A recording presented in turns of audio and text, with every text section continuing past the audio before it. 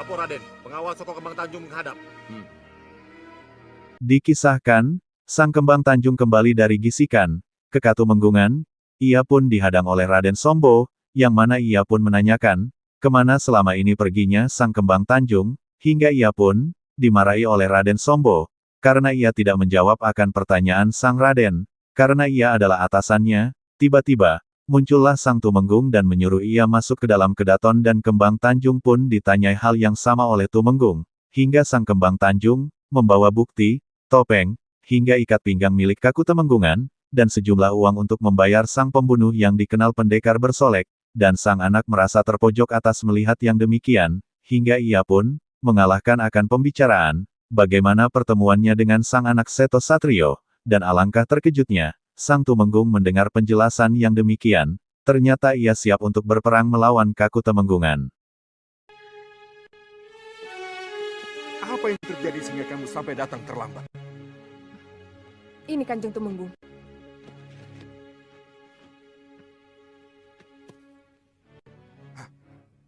Untuk apa kau tunjukkan barang-barang itu kepadaku? Ayo Kembang Tanjung. Untuk apa kamu gelar barang-barang itu di hadapanku? Ketika saya berangkat ke Gisikan, saya diserang oleh 7 lelaki bertopeng.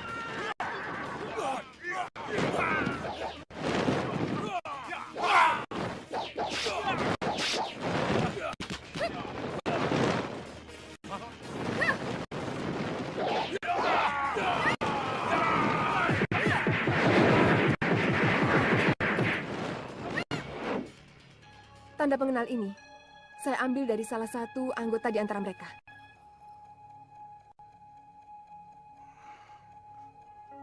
Teruskan. Dan dalam perjalanan saya kembali ke Katemenggungan, saya kembali diserang oleh lelaki bertopeng yang sama.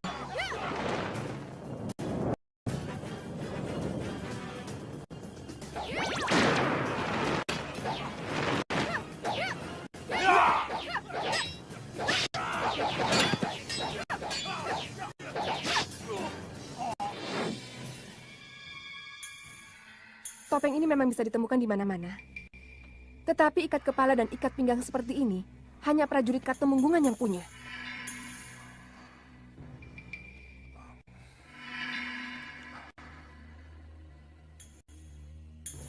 Berarti prajurit kita sendiri yang mencekatmu. Satu lagi Gusti Tumenggung. Seorang pendekar kenes yang konon terkenal dengan nama pendekar pesona.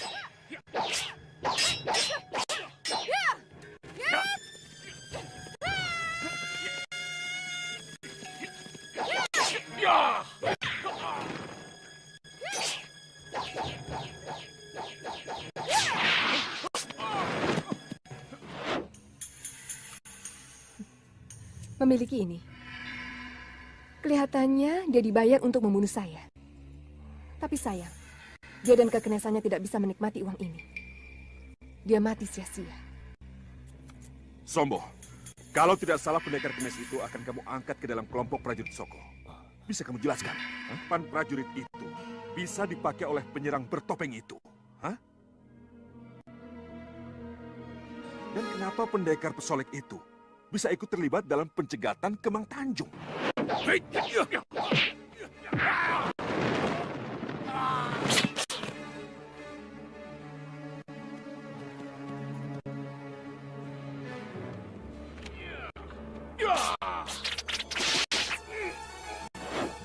Saya kira apa yang disodorkan oleh Kembang Tanjung itu tidak membuktikan apa-apa, Romo.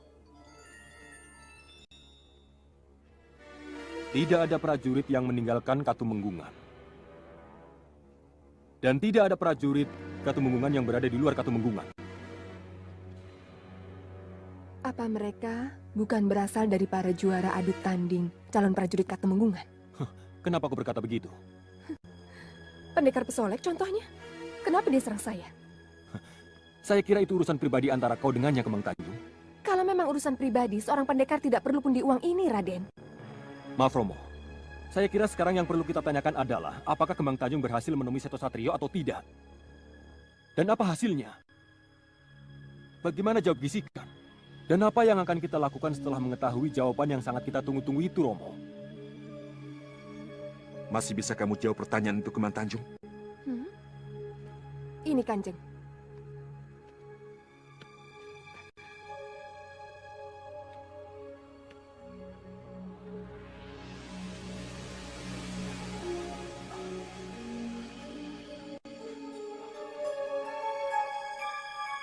Seto Satrio yang merobeknya. Iya, Kanjeng Tumenggung. Kurang ajar anak itu. Aku yang akan datang sendiri mengajarnya. Saya juga ikut panas, Romo. Dada saya bergetar mendengar penjelasan Kembang Tanjung. Benarkah Seto Satrio berani merobek surat yang telah Romo kirimkan itu? Ini benar-benar kurang ajar, Romo. Ini menentang perang namanya. Tetapi, mohon Romo menyimak sebentar. Meneliti. Apakah cerita yang disampaikan oleh Kembang Tanjung itu benar? Benarkah Seto Satrio yang merobek surat itu? Seperti yang kau katakan, Kembang Tanjung? Kenapa kamu bicara begitu? Mohon diingat, Romo. Kembang Tanjung datang tidak tepat waktu. Dia pergi beberapa hari menghilang begitu saja. Dan dia tidak menceritakan kepada kita kemana dia pergi. Lalu dia pulang. Tiba-tiba menceritakan yang tidak-tidak mengenai prajurit Katemenggungan. Dan apakah Romo akan percaya begitu saja kepada Kembang Tanjung bahwa Seto Satrio yang merobek surat itu? Kalau aku percaya, apa kamu keberatan? Saya tidak mengerti, Romo. Kenapa Romo begitu mudah percaya pada orang baru ini, Romo? Kenapa Romo lebih percaya kepada Kembang Tanjung daripada kepada putra sendiri? Saya, Sombo. Karena semua yang dikatakan Kembang Tanjung itu benar. Saya saksinya. Kalau Raden Seto Satrio merobek surat dan menantang perang. Bagus Toro Dipo. Kenapa ada di sini? Dan kenapa kau bisa masuk tanpa melewati penjagaan? Ini semua berkat Kanjeng Ratu Kidul dan Senopati Cudumanik yang mengantarkan saya. Ya, tahu-tahu sudah ada Tapi di saya sini. tidak mau ada orang lain ikut campur urusan saya. Kembang Tanjung, saya sudah katakan berkali-kali. Kalau saya juga punya Urusan apa? Apa perlu kamu tahu? Hei, tolong tenang. Kalian pikir kalian ini siapa? Kenapa kalian bicara sendiri dan tidak mengindahkan sedikit pun sopan santun? Apa kalian lupa? Kalian sedang berhadapan dengan siapa?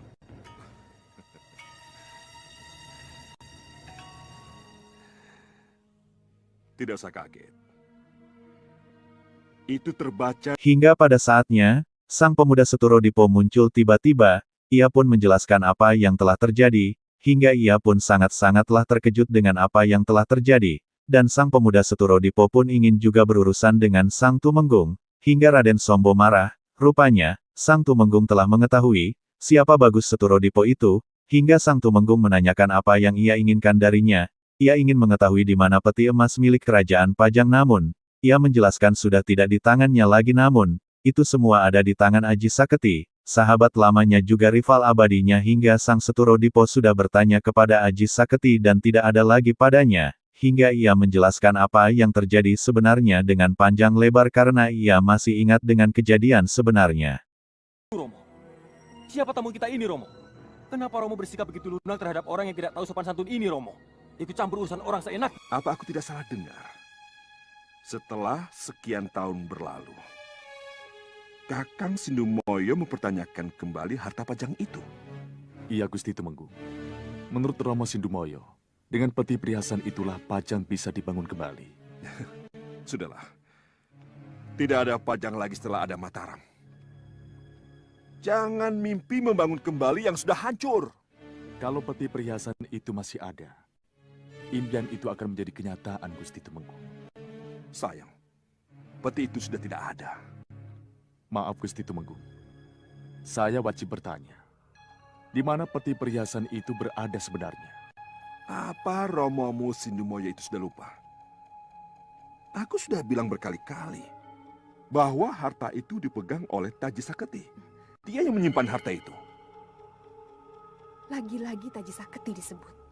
Saya sudah bertemu dengan Taji Saketi. Tapi penampilannya tidak meyakinkan bahwa dia banyak menyimpan harta karun sebanyak itu. Kalau begitu, kamu telah berhasil dikelabui. Kenapa Gusti Tumenggung punya keyakinan seperti itu? Sudahlah. Suatu saat nanti kalau kamu sempat datang masuk padepokannya, masuklah ke padepokan di bawah tanah yang dibangunnya.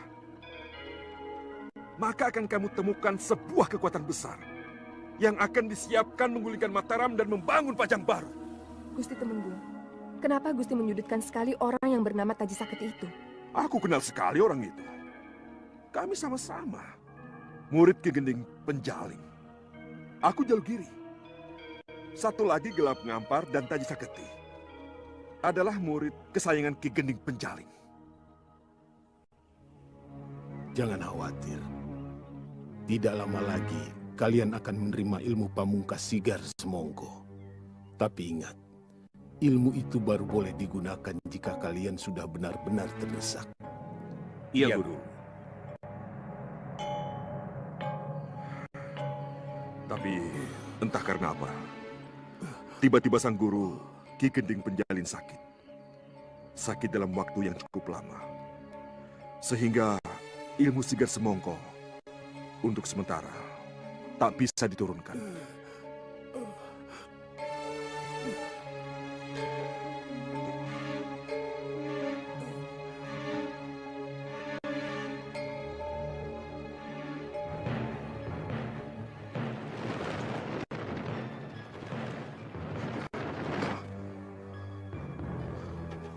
Tidak sabar menunggu guru yang sakit. Aku memilih terjun ke dunia keprajuritan. Kelebihan ilmu kanuragan yang kuperoleh dari Ki Gending Penjalin menyebabkan bukan saja diterimanya aku sebagai prajurit, tetapi dalam waktu singkat, aku sudah diangkat sebagai kepala keamanan Keraton Pajang.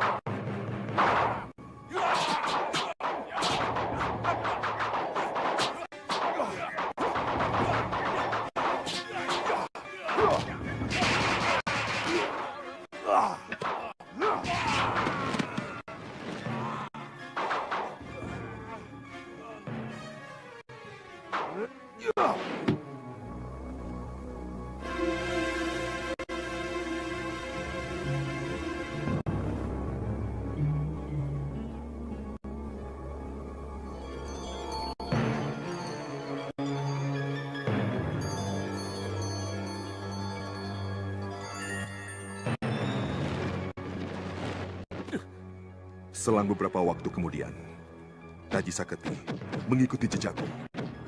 Dan seperti halnya aku, dalam waktu singkat, Taji Saketi juga mendapat jabatan. Ia diangkat menjadi kepala keamanan harta kekayaan Pajang. Karena kedudukannya itulah, Taji Saketi bisa bebas keluar masuk gedung Bondol Mekso Keraton Pajang.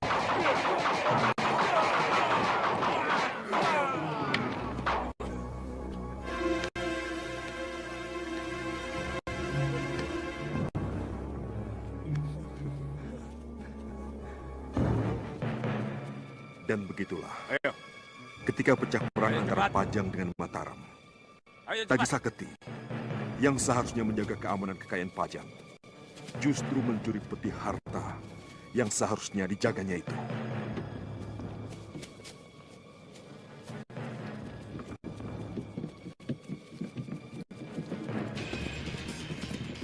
Sebagai kepala keamanan keraton, aku harus merebut kembali harta kekayaan Pajang dari tangan pencuri, siapapun orangnya. Hei, Taji Saketi berhenti! Kembali! Ya! Ya!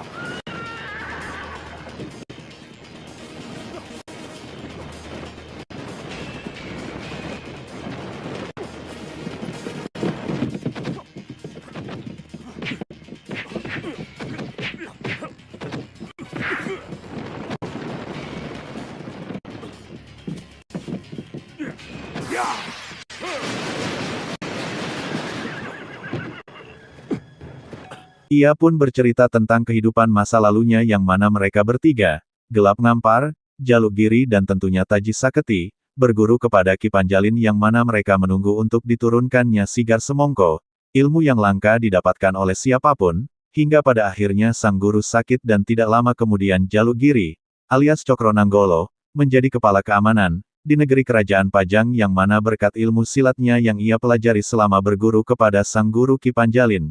Ia diangkat menjadi kepala keamanan, hingga pada akhirnya sang Taji Saketi pun mengikuti akan jejak teman seperjuangannya sewaktu menuntut ilmu silat, dan ia dalam waktu singkat diangkat menjadi kepala keamanan harta kerajaan Pajang, sampai pada waktunya tiba perang antara Pajang dan Mataram bukannya malah melindungi harta kekayaan Pajang, ia pun mengambilnya tanpa ada hak, dan Jaluk Giri mengambilnya hingga terjadilah pertempuran dan Jaluk Giri memenangkan akan perkelahian tersebut. Hingga Pajang sudah berakhir di tangan kerajaan Mataram. Tidak.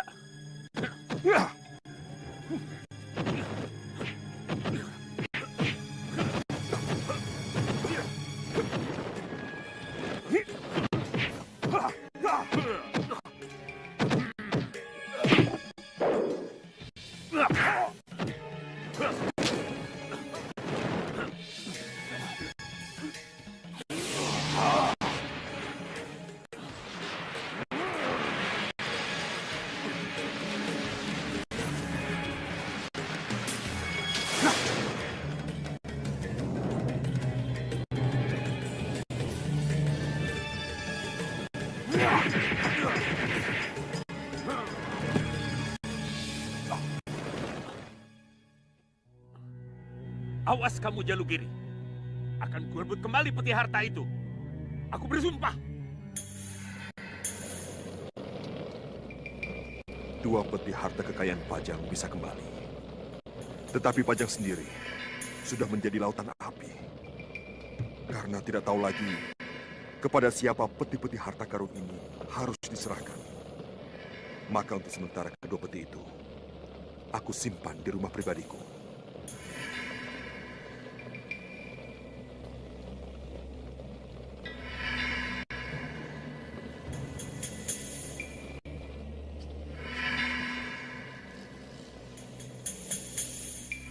Untuk beberapa lamanya, dua peti harta kekayaan Pajang itu Pada suatu waktu sang Taji Saketi pun ke rumah pribadi sang Jaluk Giri kebetulan sang Cokronanggolo tidak ada di rumah hingga yang menyambutnya adalah sang istri, yang dulu juga dicintai oleh sang Taji Saketi namun, ia menawarkan akan kerjasama untuknya, yang mana ia pun ingin mengetahui di mana harta Pajang tersebut, dan istrinya tidak tahu menau atas harta Pajang itu, hingga anak buahnya disuruh menggeledah rumah Jaluk Giri dan Taji Saketi pun diserang oleh anaknya Jaluk Giri karena menyakiti ibunya. Namun sang anak berhasil dibunuh juga dengan istri Jaluk Giri, yang mana juga ya dibunuh. Apa yang Kakang kehendaki?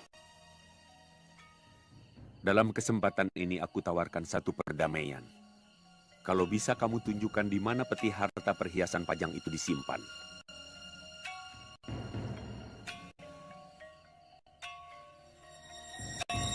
Maka kita bisa bersatu dan membangun Pajang baru. Saya raja, kamu ratunya. Aku tidak tahu menau tentang peti itu, Kakang Taji Saketi. Kalau kamu menolak menunjukkan saya, terpaksa akan kubunuh kamu. Apapun yang akan kamu lakukan, aku tidak tahu sama sekali dengan peti-peti yang kau maksudkan. geledah, obrak-abrik rumah ini, dan cari sampai dapat peti-peti itu. Cepat! Tidak! Kalian tidak berhak masuk! Lepaskan saya! Lepaskan! Diam! Ibu! Ya! Ya! Joko! Joko! Joko! Anakku Joko!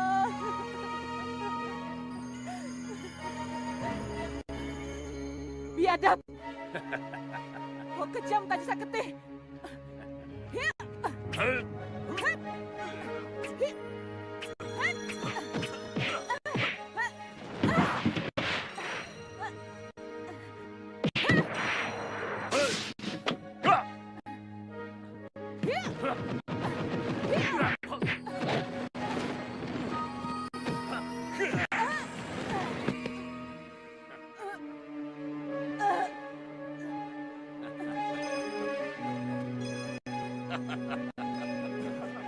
Peti sudah kami temukan, Raden. Apa yang harus kita lakukan? Tinggalkan tempat ini, cepat! Baik.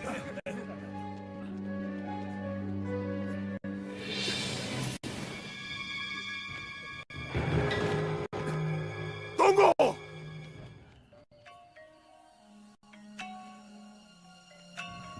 Salam saudara seperguruanku. Akhirnya kita bertemu juga. Kembalikan peti-peti itu. Kamu tidak berhak untuk memilikinya. Dan kamu juga tidak berhak untuk menyimpannya, Jalugiri.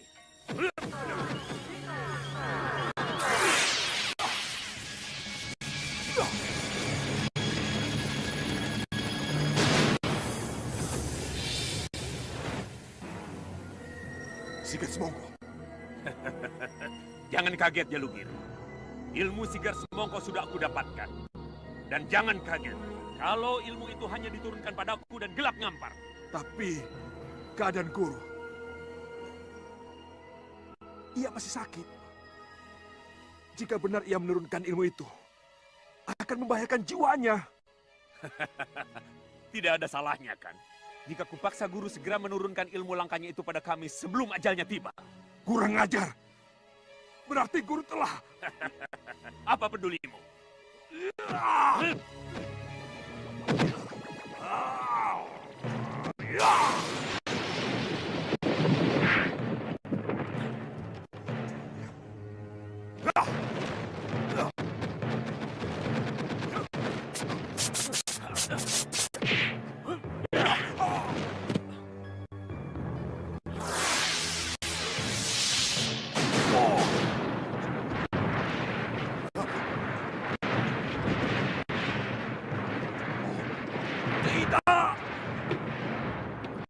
Ragil kuning!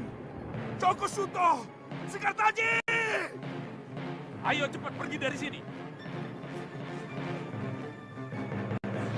Ibu, ibu, ibu, ibu, ibu. Kemana kamu? Joko Suto! Ragil! Tidak.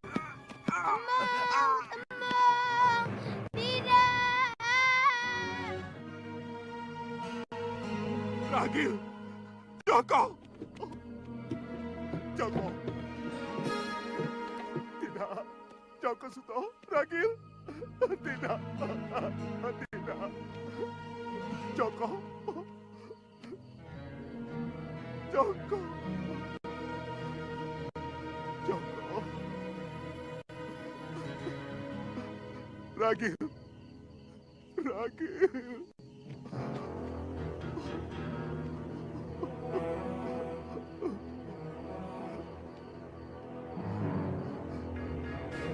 Raradena! Begitulah. Sejak itu, aku tidak pernah bertemu lagi dengan Taji Saketi. Dan tidak bisa menemukan lagi anakku. Kau tahu siapa dia? Sekar Taji.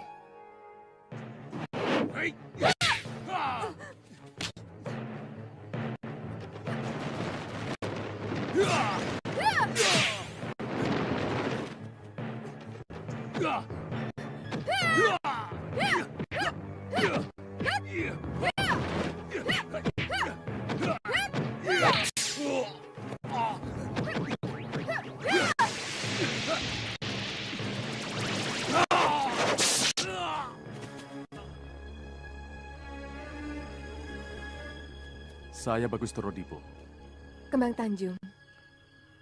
Kembang Tanjung. Bukannya Sekartaji? Sekartaji. Iya, Sekartaji. Atau yang biasa dipanggil oleh ibundanya. Kemudian Jalukgiri datang dan sudah terlambat. Adu bacot pun terjadi dan Jalukgiri bertarung sampai habis, namun sang Jalukgiri terkejut dengan sang Taji Saketi memiliki ilmu Sigar Semongko dan ternyata ia telah mati. Karena dipaksa untuk menurunkan akan ilmu yang sangat langka tersebut, hingga pada akhirnya sang Taji Saketi kabur karena terkena pukulan Jalukgiri. Akan tetapi ia membawa anak perempuannya, dan ternyata itu adalah anaknya sendiri, yang biasa dikenal Sekartaji, atau Roro Denok, hingga ia mendapatkan kepastian bahwa ia adalah anak Cokro Nanggolo. Aku. Kembang Tanjung. Apa yang sedang kamu pikirkan? Adakah cerita ini berhubungan dengan dirimu? Sayalah Roro Denok.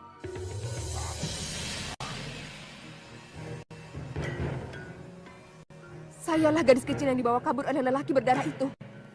Dan lelaki yang berdarah-darah itu adalah Taji Saketi.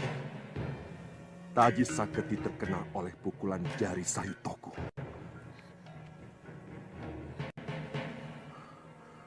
Sebelum ia hujamkan Sigar Semongko yang membelah dan menghancurkan rumahku. Kalau begitu Gusti Temunggung adalah Jalukgiri. Romo saya sendiri. Ya, Kenapa harus aku? Kenapa harus aku yang menerima kenyataan seperti ini? Kenapa?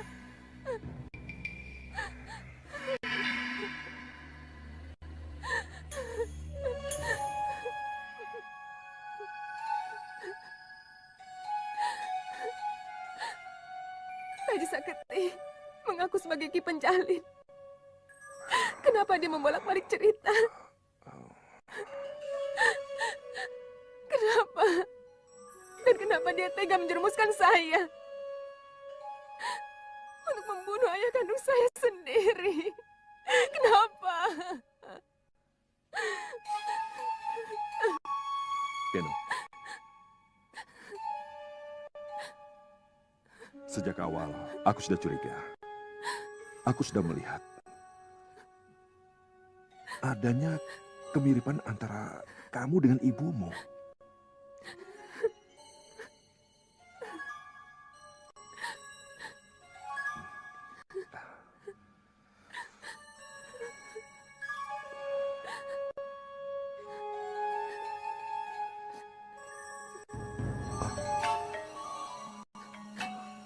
Ini, ibumu juga punya tanda seperti ini.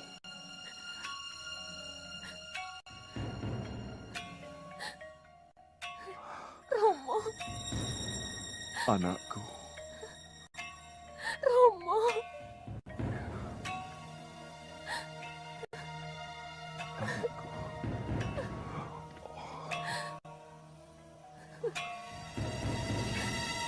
Roro Denok.